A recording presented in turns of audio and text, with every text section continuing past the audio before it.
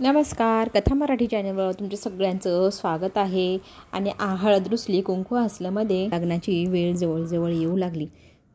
तशी दोघांचीही तयारी सुरू झालेली असते. नवरदेवाला छानसा फेटा बांधला जातो.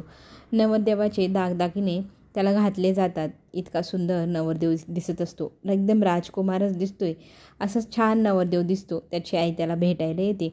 रूममध्ये आल्यानंतर ती तिच्या मुलाला पाहते आणि म्हणते, खरंच किती सुंदर राजबिंडा दिसतोय तू, आणि तुला कोणाची दृष्ट न लागो असं म्हणत त्याचं ती कौतुक करू लागते. आणि आहेसच तू रुबाबदार. तुझ्या शेजारी कुठलीही मुलगी उभी राहिली तर ती तुझ्यामुळेच सुंदर दिसल असं छान कौतुक करत असते. मैनावती आपली पारंपरिक घराण्याची तलवार घेऊन येते, त्याच्या हातात देते आणि मग त्यांना सांगू लागते की लग्नात ही नवरदेवाने मिरवायची असते. ही म्हणजे आपल्या घराण्याची शान आहे. आपण दिलेले शब्द पाळणाऱ्यातले आहो. असं सगळं काही त्याच्या आई त्याला सांगत असते. इकडे नवरीची तयारी चालू होत असते. नवरीचे दागदागिने घालण्याची वेळ येते. छान प्रकारे नवरी तयार होते. सुंदरशी अशी नवरी तयार स्वाती करून देत असते. दागदागिन्यांनी मढलेली असते आणि बघता बघता वेळ झाली ती लग्नाची मुहूर्ताची. इकडे मैनावतीला बाहेर जायला सांगून वाळजाबाई मुलाशी 2-4 शब्द निवांत बोलायचं म्हणताय. त्या मुलाला शेवटच्या वेळेस विचारते, नक्की तुला हे लग्न करायचं आहे ना? माझ्यासाठी तू तुझा त्याग करू नको, तुझं बलिदान जायला नको. तुला जर लग्न करायचं नसेल तर तू आत्ताच सांग. मी एक फोन करते आणि तुला इथनं बाहेर काढते आणि तू लगेचच हे गाव सोडून निघून जा असं म्हणू लागते. त्याचं कौतुक करू लागते. पण तो म्हणत असतो की मी असं काहीही करणार नाही आई. इकडे नवरी तयार झाल्यानंतर स्वाती तिला म्हणत असते, बघ ना, आपल्या दोघींचं नातं रक्ताचं नसलं तरी आपण दोघींनी एकमेकींना किती जीव लावला.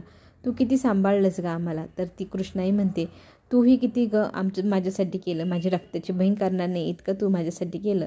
मला खरंच तुझी खूप आठवण येईल असं म्हणत स्वाती तिला काजळ लावते. तिची दृष्टी काढू लागते. इकडे बाळजाबाई मुलाला सांगत असते की जर तुला हे लग्न करायचं नसेल तर तू जाऊ शकतो. पण मुलगा ह्या गोष्टीला नकार देतो. त्या गोष्टीमुळे बाळजाबाईला फार वाईट वाटू लागतं. असं का करतोयस तू? प्लीज जायचं असेल तर जा ना. मी सगळे पैसे सगळं काही तुझ्यासाठी अरेंज करते. अगदी विदेशात जरी पळून गेला तरी चालेल, पण आई मी शब्द मोडणार नाही. गावापुढे तुझं मान खाली जाईल असं काही वागणार नाही. आणि फक्त गावाचाच प्रश्न असं काही नाही. आता मी एखाद्याला शब्द दिला आहे, तो शब्द मोडणं हे माझ्या तत्वात बसत नाही.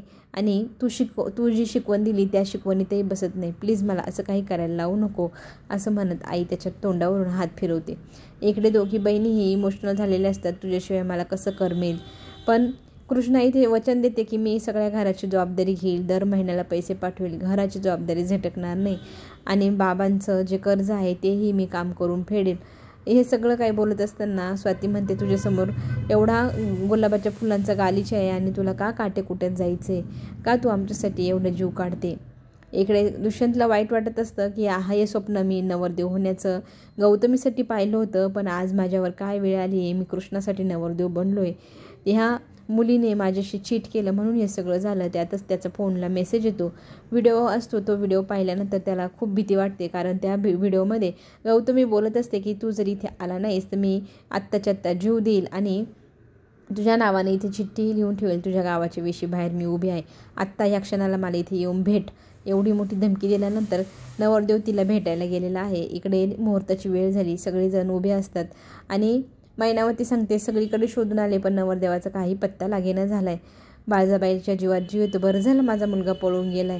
गावातले लोक आता चर्चा करू लागतात. अगोदर हळदीतनं नवरदेव गायब झाला, आता लग्नातनं हे काय चाललंय बाळजाबाई तुमच्या मुलांचं असं म्हणत गाव अख्खं बाळजाबाईला प्रश्न विचारतं. कृष्णा मात्र म्हणते, मला विश्वास आहे की माझा होणारा नवरदेव हा नक्की इथे येईल. त्यांनी दिलेला शब्द ते कधी मोडणार नाही आणि त्यांना मी खूप चांगलं ओळखायला लागले आहे. गुरुजी तुम्ही मंगलाष्टक म्हणायला सुरुवात करा असं म्हणत अंतरपाठ धरल्या जातं. मंगलाष्टकांना सुरुवात होते. अगदी शेवटचे मंगलाष्टका येण्याची वेळ झाली. नवरदेवाचा इथे पत्ता नाही. इथे गौतमी धमकी देते, जर तू माझ्याशी लग्न केलं नाही तर मी मांडवात इथे कृष्णा वाट पाहते नवरदेवाची. आणि नवरदेव जेव्हा वापस येतो तेव्हा गौतमीला हाताला धरून त्याने आणलेलं असतात. तर गौतमीला पाहिल्यानंतर सगळ्यांच्या तोंडावर काय रिॲक्शन आहे. इथे आपली बहीण इथे ह्या दुष्यंतची प्रियसी आहे हे समजल्यानंतर कृष्णा लग्न करण्यासाठी माघार घेणार का? आणि ह्या दोघांच्या नात्याला पुढे आता काय नाव मिळणार हे सगळं पाहायला आपल्याला मिळणार. चला तर मग चॅनलला नक्की सबस्क्राईब करा, लाईक करा. आपण पुन्हा भेटू. धन्यवाद.